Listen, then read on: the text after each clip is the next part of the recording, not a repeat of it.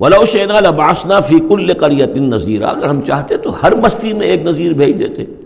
لیکن ہمارا قاعدہ یہ ہے کہ ہم بستیوں کے مرکزی مقام پر، یہ آ جائے گا اگلی صورت کے اندر جا کر، کہ یہ ایک مرکزی مقام میں ہم رسول بھیجتے رہے، یہ نہیں کہ ہر بستی میں بھیج دیں۔ وَلِكُلِّ قَوْمٍ ہَادٍ، ہر قوم کے لیے تو ہے، لیکن یہ کہ ہر بستی میں ہو اب یہ نہیں ہے۔ اللہ تعالیٰ کا طریقہ یہ ہے کہ جو بھی علاقہ ہے جو اس کا ثقافتی، علمی، تہذیبی، سیاسی مرکز ہے، اس میں رسول کو بھیج دیا، کیونکہ باقی لوگ در حقیقت انہی کے متبعین ہوتے ہیں، انہی کے فالوورز ہوتے ہیں، انہی کی پیروی کرنے والے ہوتے ہیں۔ فَلَا تُطِعِ الْكَافِرِينَ وَجَاهِدْهُمْ بِهِ جِهَادًا كَبِيرًا، تو اے نبی آپ ان کافرین کی بات، کافروں کی بات مت مانیے۔ دیکھیے اطاعت دو معنی میں ہے، اطاعت ایک تو یہ کہ کسی نے حکم دیا اور آپ نے اس کی بات مان لی، یہ بھی اطاعت ہے کسی نے مخلصانہ انداز میں آ کے مشورہ دیا، دیکھو محمد اتنی سختی نہ کرو، یہ تم اپنی قوم کے ساتھ لڑائی مول لے رہے ہو، کیا فائدہ ہوگا، قوم ڈیوائیڈڈ ہو جائے گی، اور سوچ لو ہمارے جو قبیلے کی کوئی اگر عرب کے اندر کوئی دھاک بیٹھی ہوئی ہے تو اس لیے کہ ہمارا قبیلہ مجتمع ہے، اب اس طریقے سے تم نے جو معاملہ کر دیا، بھائی کو بھائی سے کٹوا دیا اور والدین سے بیٹوں کو جدا کر دیا، تو اس کا کیا معاملہ، اس سے بہتر ہے صلح جوئی ہونی چاہیے، اور مل جل کر کوئی بات کیجئے ایسی کہ جس سے صلح ہو جائے، کچھ آپ اپنی منوا لیں، کچھ ان کی مان لیں۔ اس قسم کا باقاعدہ کردار جو ولید بن مغیرہ کا کردار یہی تھا،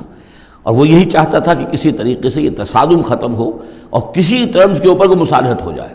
تو بار بار جو کہا جاتا ہے فَلَا تُطِعِ الْكَافِرِينَ، تو کیا مانی، حضور کون سے کافر کی اطاعت کرنے کے لیے آمادہ تھے؟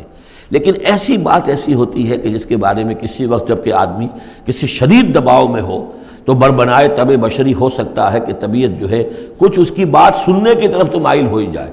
جیسا کہ ہم سورہ بنی اسرائیل میں پڑھ چکے ہیں، وَإِن كَادُوا لَيَفْتِنُونَكَ عَنِ الَّذِي أَوْحَيْنَا إِلَيْكَ لِتَفْتَرِيَ عَلَيْنَا غَيْرَهُ وَإِذًا لَاتَّخَذُوكَ خَلِيلًا، یہ لوگ تو تلے ہوئے ہیں کہ آپ کو بچلا دیں اس چیز سے کہ جو ہم نے آپ پر وحی کی ہے، کہ آپ کچھ اور گھڑ کر ہماری طرف منسوب کر دیں، پھر یہ آپ کو دوست بنا لیں گے، جھگڑا ختم، لڑائی ختم ہو جائے گی۔ لڑائی تو ان کو ہماری آیات سے ہے، ہمارے قرآن سے ہے، ذاتی آپ کے ساتھ تو کوئی جھگڑا نہیں ہے۔ لیکن یہ کہ فرمایا وَلَوْلَا أَن ثَبَّتْنَاكَ لَقَدْ كِدتَّ تَرْكَنُ إِلَيْهِمْ شَيْئًا قَلِيلًا، اور اگر ہم نے ہی آپ کو جمائے نہ رکھا ہوتا تو اے محمد صلی اللہ علیہ وسلم عین ممکن تھا کہ آپ کچھ نہ کچھ ان کی طرف جھک ہی جاتے۔ تو یہ جو دباؤ تھا شدید، اس کا اندازہ کیجئے اس سے، تو فرمایا جا رہا فَلَا تُطِعِ الْكَافِرِينَ، آپ ان کی باتیں بھی بس سنیں، اس قسم کی کسی بات کے لیے آپ جس کو کہتے ہیں ٹو لینڈ این ایئر، کہ آپ اپنا کان اس کو دیں کہ وہ آپ کے کان میں آ کر یہ بات کر دیں، یہ بھی نہ کریں، آپ اس کی بھی آپ اس کا موقع نہ دیں۔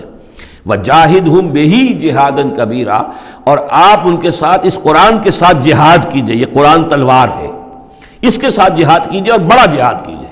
یعنی مکے میں جو جہاد ہو رہا تھا 12 برس تک جو ہوا ہے، وہ تلوار والا جہاد نہیں تھا، وہ قتال نہیں تھا، وہ جہاد بالقرآن تھا۔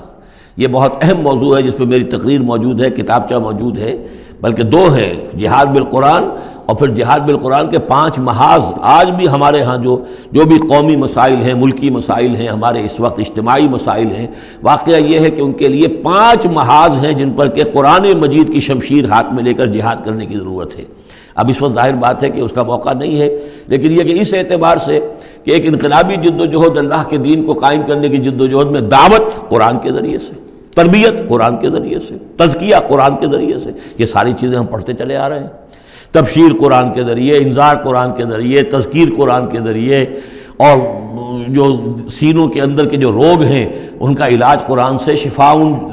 لما فی الصدور، نصیحت قرآن سے، یہ سارا قرآن سے۔